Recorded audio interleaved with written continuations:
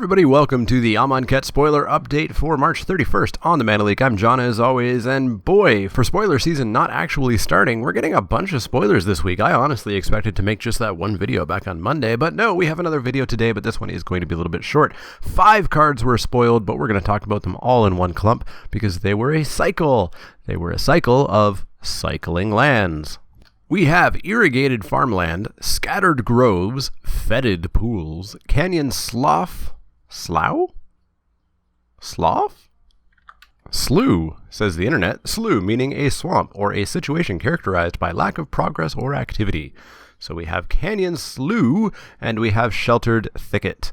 All of these are lands at rare, and they are true duals in that they have the land type. So Irrigated Farmland, which produces white or blue mana, is a land plains island. So these are fetchable with fetch lands or with spells like the ones that I can't think of the name of, etc. All of these are tap lands, so they do enter the battlefield tapped, but they do have cycling. Of course, cycling being pay X amount of mana. In this case, it's 2 generic.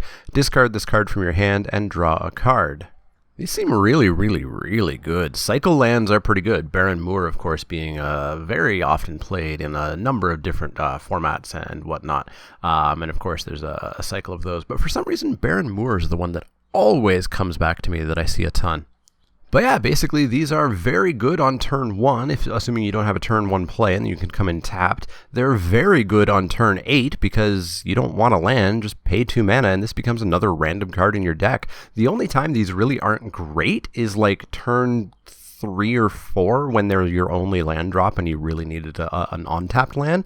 But these are just super solid. I imagine these are going to see significant play in Standard. I'm not sure if they'll push their way into other formats or not. Tap lands have a bit of difficulty with that, but they seem really solid. And even in Limited, they seem like a slightly higher pick than most dual lands because of that cycling.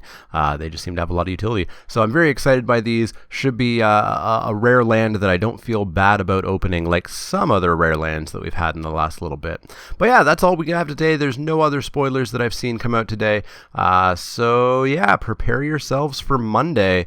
That's the start of the official spoiler season. There's going to be a video every single day that week where we're going to cover the 5, 10, 20 cards that come out that day. Who knows how many? And of course, the set reviews will begin on Friday, April 14th. So keep your eyes open for that. As always, if you have any questions, comments, or suggestions, you can find me on Twitter at the Mana Leek. That's L-E-E-K, like the vegetable on the card. You can also find me at facebook.com/ManaLeek, twitch.tv/TheManaLeek, and patreon.com/TheManaLeek, where if you sign up before the end of tonight, you will be an April backer, which if you back at the $5 or more level, you will get access to my Amonkhet set review notes. You can actually see all of my notes as I see them as the cards get spoiled, so you can get kind of a preview of what the set review videos are going to be like. But yeah, let me know those questions, comments, or suggestions. Otherwise, I'll see y'all next time.